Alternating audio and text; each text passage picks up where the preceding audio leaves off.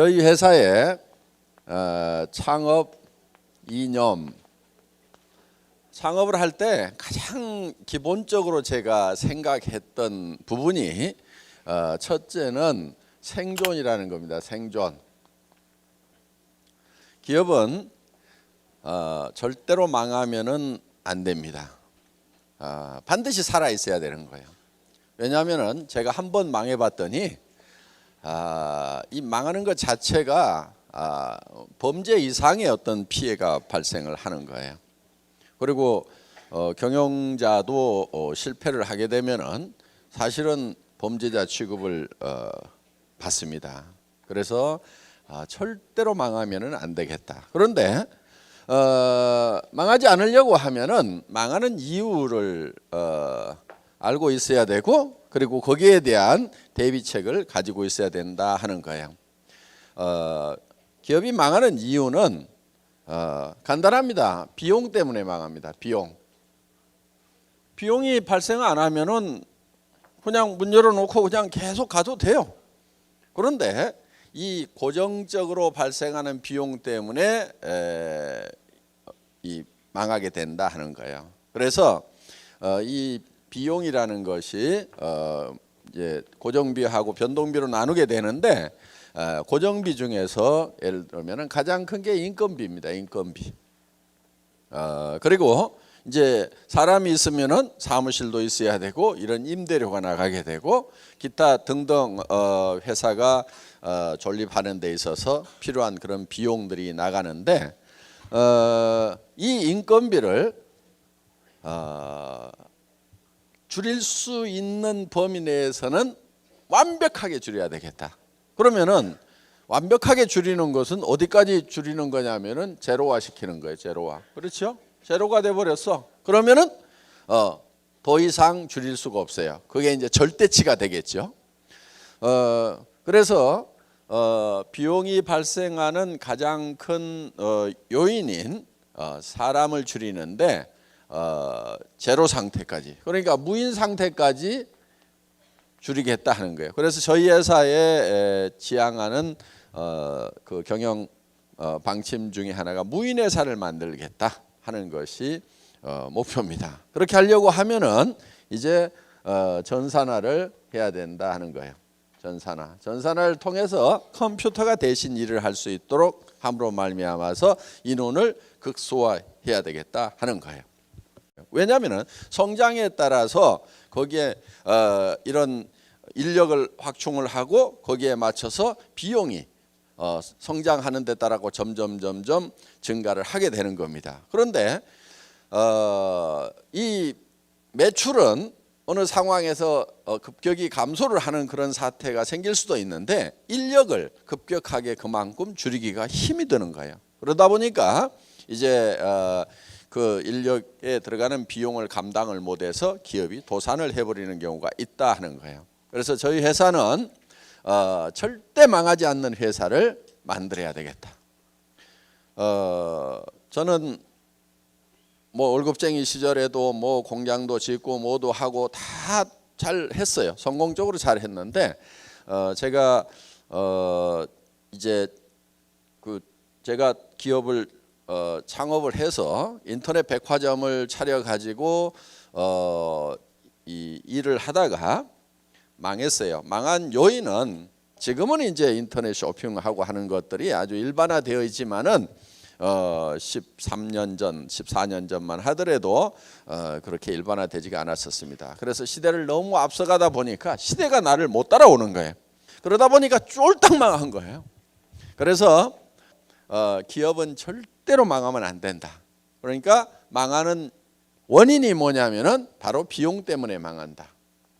저희 같은 회사는 특히 인건비를 줄여야 되겠다. 인건비를 줄이면은 사무실 임대료도 줄일 수 있고 모든 비용들을 다 줄일 수가 있어서 결국은 무인 회사를 만들어야 되겠다. 무인 회사를 만드는 방법은 전산화를 통해서 사람이 없어도 컴퓨터를 중심으로 돌아가는 회사를 만들어야 되겠다 하는 것이 이제 저희가 생존에 대한 기본적인 생각입니다. 자, 두 번째는 속도라는 겁니다. 속도. 자, 이제 생존하니까 존재는 하죠. 그러면은 그 다음에는 성장을 해야 되는데 활성화시키고 하는 개념은 속도의 개념이에요. 그래서 덩치를 키우기보다는 속도를 빨리 하는 것이 굉장히 중요합니다. 자, 이런 개념이에요. 이런 파이프가 있어요. 여기에서도 물이 나오고 여기에서도 물이 나옵니다. A와 B가 있어요. 어느 파이프에서 물이 많이 나올까요? 그런데 다 B라고 생각을 하지만은 여기에다가 속도의 개념을 집어넣어 가지고 여기에서는 사정없이 빠른 속도로 나오는데 여기서는 줄줄줄줄 쏟아져. 그럼 어디가 더 물이 많이 나올까요? A가 더 많이 나올 수 있다 이거예요. 이 파이프의 사이즈는 B용이라고 볼 수가 있고 이 비용은 적게 들이고 속도를 늘림으로 말미암아서 효율을 증대시킨다는 이런 개념입니다. 그래서 이런 인프라를 늘리는 것이 아니고 속도를 증가시킴으로 말미암아서 효율을 높이겠다 하는 그런 이제 효율적인 측면이 있고요. 그다음에 또 한 가지는 우리가 조직을 성장시키는 방법에 있어서 곱셈의 법칙. 그러니까 보통은 덧셈으로 이렇게 나갑니다. 그리고 우리 머리 구조가요.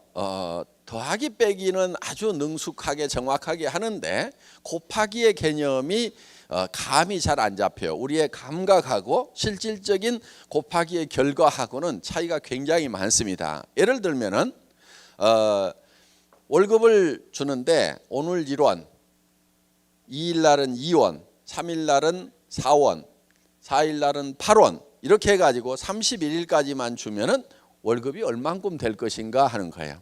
계산을 해보면은 20억이 넘어갑니다. 자, 여기 보세요. 네.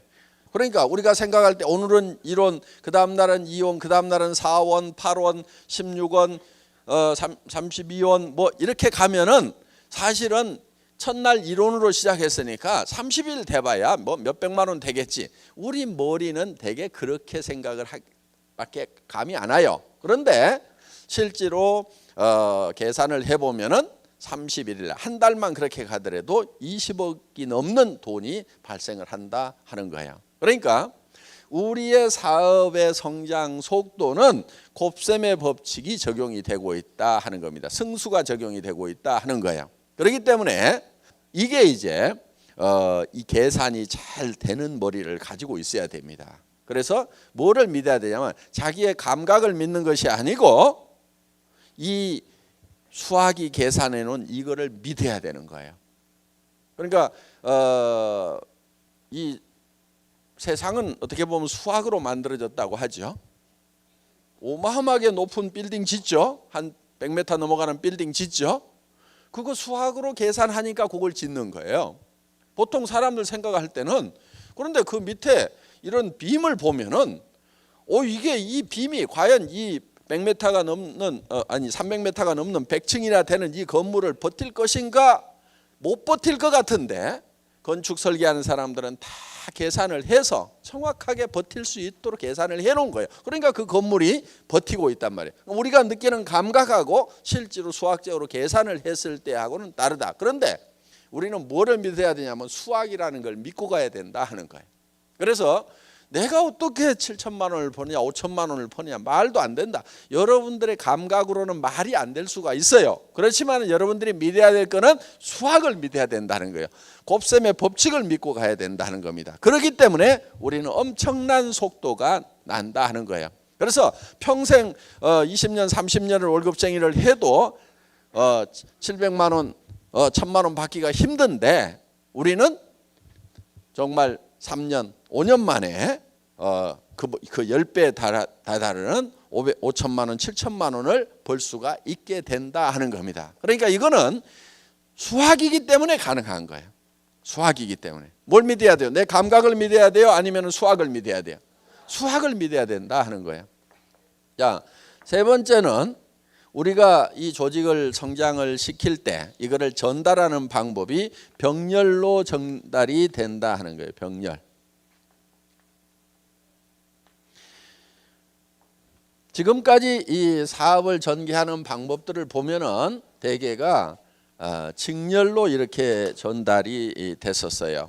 그러니까 내가 뭐를 배우고 그 다음 사람한테 배운 것을 또 가르치고 또 가르치고 또 가르치고 이렇게 해온 거예요. 그러다 보니까 이거를 배우는데 몇 달이 걸려요. 그래서 또 가르치고 이렇게 했는데 우리는 이거를 어떻게 하냐면은 동시에 가르치는 거예요. 동시에. 이게 이제 동시에 하는 것이 이런 세미나 시스템입니다. 자, 이번에 와서 들어봤죠? 이거를 배워가지고 그 다음 사람한테 자기가 가르치려고 하면 6개월, 1년 들어야 됩니다. 그래도 안 되는 사람은 끝까지 안 돼요. 자, 그런데 내가 이달에 들어보고 야 이거 괜찮다. 그러면 다른 사람한테 뭐라고 얘기하냐면 가서 들어보자. 그럼 나도 아직 다 안 배웠지만은 그 사람도 같이 앉혀놓고 같이 또 복습을 하고 또 배우는 거예요. 그리고 그 다음에 또 데려와가지고 또 같이 배우고 이렇게 해서 거의 동시에 이 세미나라는 시스템을 통해서 병렬로 동시에 정보를 공급을 해주는 시스템이다 하는 거예요. 그 다음에 또 하나는 두 번째는 방송 시스템이에요. 방송 시스템. 우리는 먼 거리에 있는 사람들이라든가 또 반복 교육을 하는 데는 이 방송 시스템이 굉장히 유효하다 하는 겁니다. 그래서 여러분들이 직접 설명을 하는 것이 아니고 이런 방송 시스템을 여러분들이 활용을 할 수가 있고 그 다음에 이 방송 시스템 중에 VOD가 있어요. VOD. 우리 홈페이지에 들어가면은 여러분들이 VOD가 있고 그거는 스마트폰으로도 바로 다운받아 가지고 여러분들이 이 스마트폰에서도 보여줄 수가 있어요. 우리는 그런 우수한 컨텐츠를 가지고 있어요. 자, 제품 품질이 좋죠. 가격이 싸죠. 그 다음에 회사의 이런 경영 철학이라든가 마인드가 확실하죠. 이런 것들을 전달해 줄 수 있는 내용들이 많아요. 그렇기 때문에 이런 정보 전달 시스템만 갖추게 되면 굉장히 빠른 속도로 우리가 기존의 업체들을 추월해 나갈 수가 있다 하는 겁니다. 그들이 예를 들어서 60년 걸린 것을 우리는 10년, 20년이면 따라잡을 수가 있다 하는 거예요. 자, 이렇게 해서 이런 방송 시스템 이런 것들이 바로 병렬로 사업을 전개를 시키는 겁니다. 그래서 속도가 굉장히 빨라진다 하는 거예요. 자, 망하지 않도록 만들었고 그 다음에 성장할 수 있도록 만들었고 그 다음에는 그 같이 창출된 것을 나누어야 되는 거예요. 그게 이제 세 번째 균형이라는 겁니다. 균형. 자, 창출된 가치를 잘 나눠야 돼요. 균형 잡히게 나눠야 돼요. 왜 균형 잡히게 나눠야 되냐면은 우리가 가지고 있는 재화라는 것이 항상 유한하기 때문에 한정되어 있기 때문에 유한한 재화를 가장 효율적으로 나누는 것은 균형 잡히게 나눠야 된다 하는 거예요. 이런 개념이에요. 나무통 이론인데 예를 들어서 이런 옛날 나무통이 있죠. 이렇게 판자를 가지고 이렇게 만들어 놓은 나무통이 있어요. 그러면은 이 나무통에다가 물을 가장 많이 담는 방법은 이 나무의 높이를 똑같이 해줘야만이 가장 물을 많이 담을 수 있어요. 어느 한 판자 하나를 이렇게 높이고 이 판자를 이렇게 낮추면은 이 높은 걸로 물이 담기는 것이 아니고 어디에 담겨요? 제일 낮은 수준으로 이 수준밖에 물이 안 담기게 된다 하는 거예요. 그러면은 자, 그 불균형이 생기게 되면은 누군가는 손해를 봤다고 생각하고 떠나버리게 된다 하는 거예요. 자, 그러니까 우리 주변에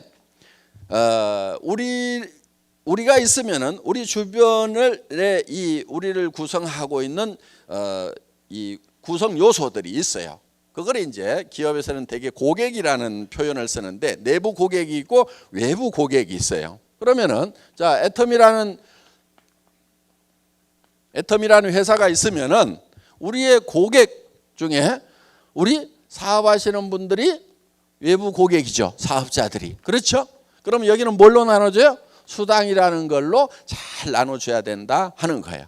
이 수당도 나눠줄 때 어떻게 나눠줄 거냐 하는 거예요. 어떻게 나눠줄 거냐? 자, 어떤 회사는 이 수당을 일부 사람에게 사정없이 많이 이렇게 줘버리는 경우가 있어요. 수당이 받는 분포를 보면은. 그래서 스타 플레이어를 만들어 가지고 예를 들면은 1년에 막 100억도 수당을 받아. 한국에도 그렇게 받는 사람이 있어요, 지금. 한 100억 받아. 그런데 회사는 대한민국에서는 35%만 주도록 법 규정이 있어요. 그러면 같은 35%를 가지고 엄청나게 받는 사람이 있다고 하면은 회사가 겉으로 내세워 가지고 띄우기는 좋아요. 우리 회사에 한 달에 10억씩 받는 사람이 있다. 이렇게 띄우기는 좋은데, 그런데 그 10억을 준 거를 어디서 갖다 준 거냐면은 이 사람들을 쫄쫄 굶기면서 여기다 갖다 줬단 말이에요.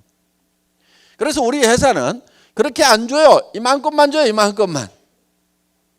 그 대신에 어디를 많이 주자? 여기를 많이 주는 거예요. 여기를 이렇게. 그래서 우리 회사의 이 수당을 받는 것을 보면은 예를 들면은 2억 이상 받는 사람도 제법 있고 1억 이상 받는 사람도 그보다는 더 많이 있고, 그 다음에 5천만 원 이상 받는 사람 더 많이 있고, 그 다음에 이렇게 연봉 뭐 2천, 3천 되는 사람들, 이 분포가 이렇게 돼 있다 이거예요. 그런데 다른 회사들을 보면은 이거를 다 끌어가지고 누구한테 줘버리냐면 이렇게 준단 말이에요. 스타 플레이한테 사정없이 몰빵으로 줘버리고 그 사람을 쫙 띄워가지고 그냥 자기도 그렇게 보는 줄 알고 다 몰려들도록 이렇게 해놨어요. 그래서 애터미에서는 야, 이 슈퍼스타들 당신들 능력 있고 하지만은 5천만 원만 벌어도 돼. 나머지는 요리 좀 내려줘. 그래서 좀 능력 없는 사람들도 좀 먹고 살게 해주자. 그래서 끌어내린 거예요. 그러니까 나는 5천, 7천, 1억 가지고는 만족을 못한다. 그럼 애터미 사업을 하시면 안 돼요. 애터미에서는 그 이상 안 주게 돼 있어요. 그러니까 그렇게 주는 회사를 찾아가세요. 분명히 안 나온다고 그랬어요. 왜 안 주냐고 나중에 얘기하지 마세요. 예, 미리 말씀드립니다. 그렇게 줄 수 있는 회사로 가시라 하는 거예요. 저희 회사는 5천만 원만 벌어도 한 달에 5억 버는 사람이나 한 달에 5천만 원 버는 사람이나 삶이 제가 봤을 때는 비슷해. 그래서 5천만 원 받는 사람이나 5억 받는 사람이나 삶의 질에 있어서는 비슷하다. 그래서 재화라는 것은 한없이 많다고 그래서 효용이 한없이 올라가는 게 아니에요. 이 한계 효용의 법칙에 의해 가지고 많아지면 효용이 떨어져요. 그러니까 이렇게 많아지면 효용이 떨어지니까 이걸 효용 있는 쪽으로 낮추자 하는 거예요. 그래서 균형을 잡아주자. 이 먹는 것도 마찬가지예요. 한없이 많이 먹으면은 나중에는 이 욕망이 더 이상 효과가 없어지는 거예요. 이미 배가 불러버린 사람에게 더 먹으라고 그러면 나중에는 고통이 될 수가 있어요. 그래서 이 돈 버는 것도 없을 때 그때 가장 유용한 거예요. 저는요, 세상에서 제일 큰 돈이 300만 원이더라고요. 제가 살아오는 동안에 제일 큰 돈이 300만 원이었어요. 왜? 몸이 아프고 회사 망해가지고 월세방 살면서 제일 큰 돈이 300만 원. 지금은요, 그 당시에 300만 원을 쓰면서 고민하는 그때 저한테 줬던 스트레스 그 비중은요, 지금 1억을 쓰면서 의사결정하는 것보다도 훨씬 더 힘들게 의사결정을 해야 되는 거예요. 그러니까 지금 저한테 1억이 큰 것이 아니고 제가 월세방 살이 하던 시절에 300만 원이 지금 1억보다도 훨씬 더 큰 돈이에요. 여러분들도 마찬가지일 거예요.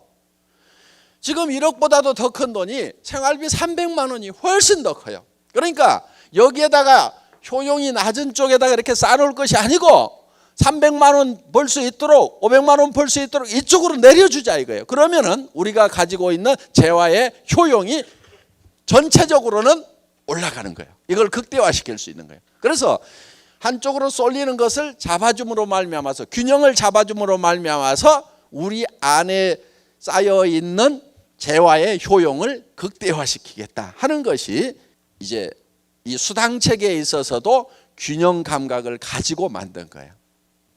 어떻든 그렇게 이제 예를 들면은 초기 사업자한테는 얼마를 줄 것인가. 예를 들면 판매사 가는데 얼마죠? 250만 PV, 250만 PV죠.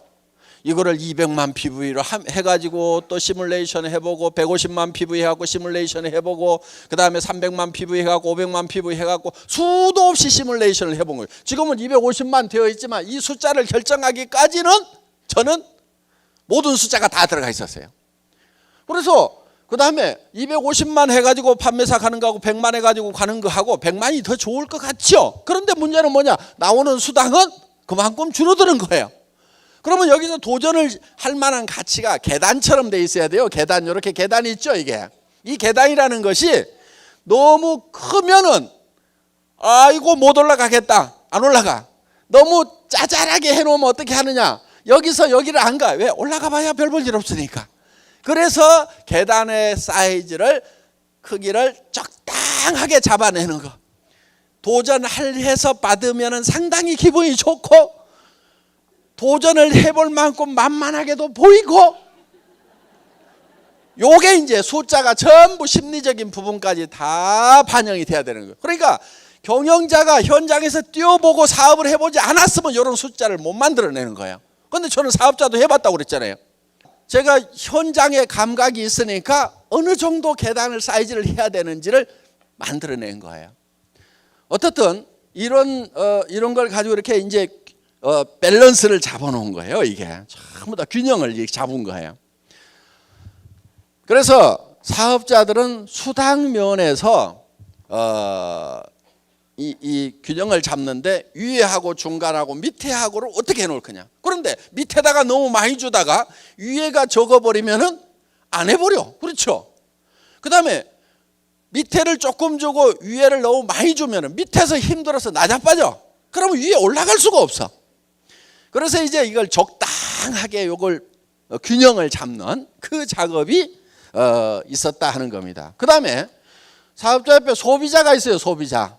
이 소비자한테도 적당하게 돌려줘야 되는 거예요. 예를 들면은 사정없이 더 싸게 했어. 그랬더니 수당 줄 돈이 없어. 그럼 돼요, 안 돼요? 안 되죠. 그러면 안 되는 거예요. 그래서 여기 있는 제품들을 보면은 가장 기본적으로 우리를 받쳐주는 것은 결국은 소비자예요. 그렇죠?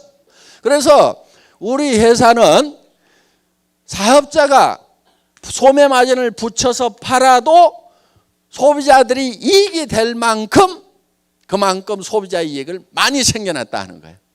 그래서 우리 사업자들이 회원이 130만이 넘어갔다고 하지만은 실질적으로 대부분은 소비자들입니다. 소비자들. 그냥 물건만 쓰기 위해서 등록하고 회원 등록하면 싸게 쓸 수 있거든. 이러니까 등록한 사람들이 70% 80%예요.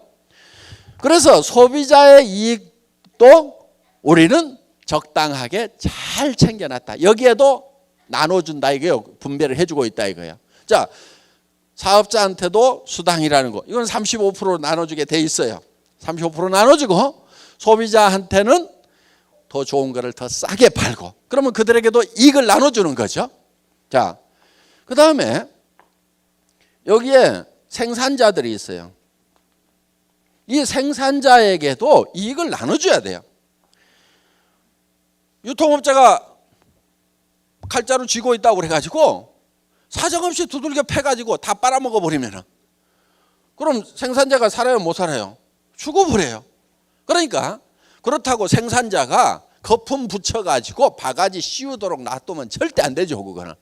그건 안 되지만은 생산업체가 죽어버릴 만큼 빨아먹어버려도 안 된다 이거예요. 그러니까 여기도 적당하게 균형 잡힌 분배를 해줘야만 된다 하는 겁니다. 이렇게 해서 어떤 재화가 이렇게 쓰이게 되면은 거기에 따른 다시 동기가 유발이 돼가지고 추가적인 액션이 나옴으로 말미암아서 이것이 우리에게 더 큰 이익으로 돌아올 수 있도록, 피드백 될 수 있도록 해야 된다 하는 겁니다. 자, 여기에 물류회사라든가 여기에 우리 옆에 이렇게 우리한테 벌어먹고 사는 사람들이 많이 있어요. 이 사람들에게도 이익을 적당하게 나눠줘야 된다 하는 거예요. 그래서 이런 것들이 균형 있게 이렇게 배치가 되면은 여기 있는 사람들이 다 만족을 하고 더 활동을 더 해서 더 많은 부가가치를 창출하고 그거를 또 분배를 시키고, 그러니까 이 균형이라는 것은 이제 경제 활동이 부가가치를 창출하는 거, 그거를 분배하는 거, 이 크게는 두 영역으로 이렇게 돼 있다고 하면은 우리가 첫째는 생존해야 되고, 그다음에 이 속도라는 것을 가지고 우리는 부가가치를 폭발적으로 창출을 시키는 거예요. 그거를 균형 잡히게 분배를 함으로 말미암아서 영속성을 보존할 수 있고, 그다음에 거기에 따라서 동기부여가 돼가지고 더 큰 이 부가가치 창출할 수 있는 동력으로 활용을 하게 된다 하는 거예요. 그래서 이렇게 많이 받아갖고 남는 사람도 없고, 너무 적게 받는다고 우리한테서 떨어져 나가버리는 사람도 없고, 자, 여기에는 경영자도 있겠죠. 경영자. 그렇죠? 저도 좀 나눠 먹어야 돼요? 안 먹어야 돼요? 안 준다고요?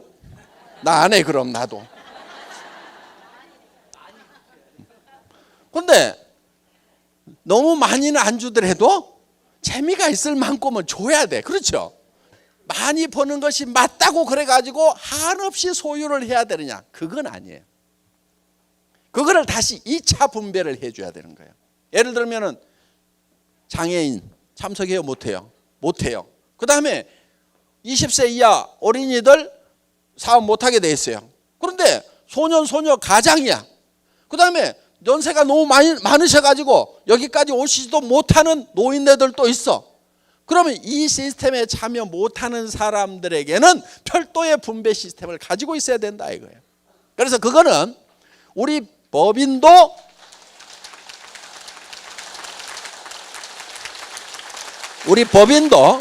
그 시스템에 참여를 할 거고, 저도 개인적으로 보는 것이죠.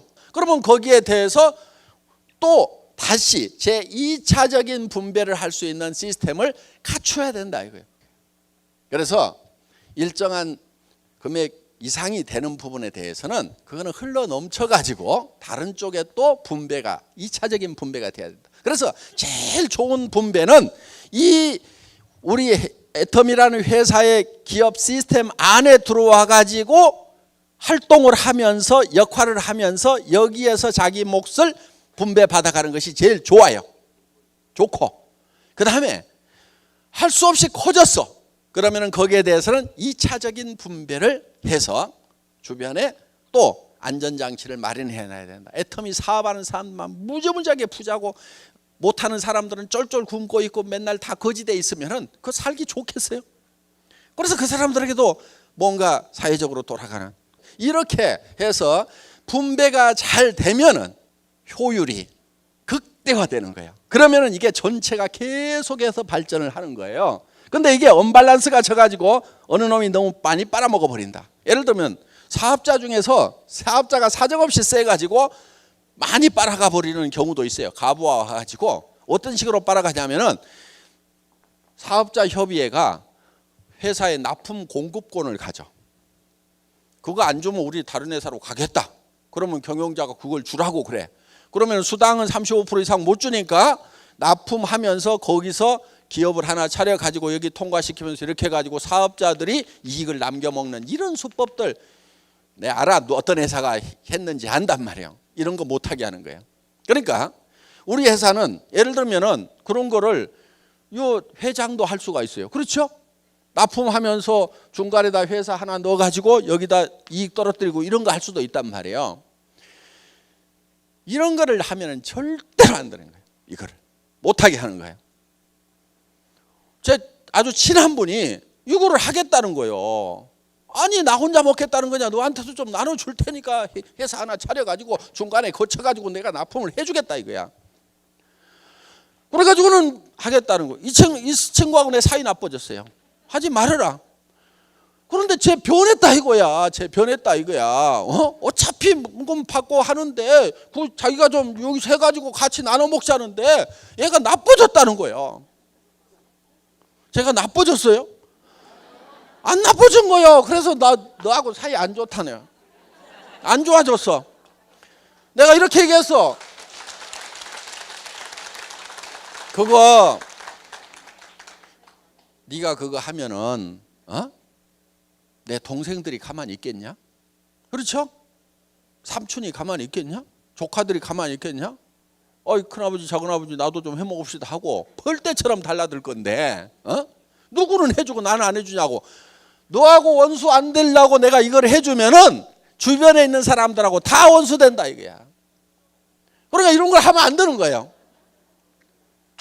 사업자분들도 뭐 아이템 가져가지고 중간에서 마진 남겨 먹으려고 하는 사람들이 있어요.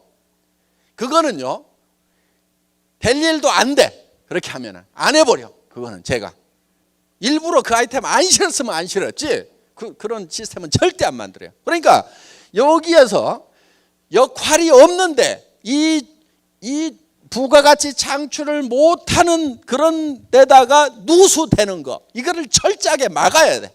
첫째는 막아야 돼. 그 다음에 균형 잡힌 분배를 해줘야 된단 말이에요. 그러니까 여기에서 어떤 역할을 하느냐에 따라 가지고 하는 만큼 그만큼을 적당하게 줘야만이 이 효용이 극대화가 될 수가 있다 하는 거예요. 그런 측면에서 지금 우리는 이제 균형이라는 것을 생각을 하고 경영을 하고 있다 하는 겁니다. 여기까지 하도록 하겠습니다. 수고하셨습니다.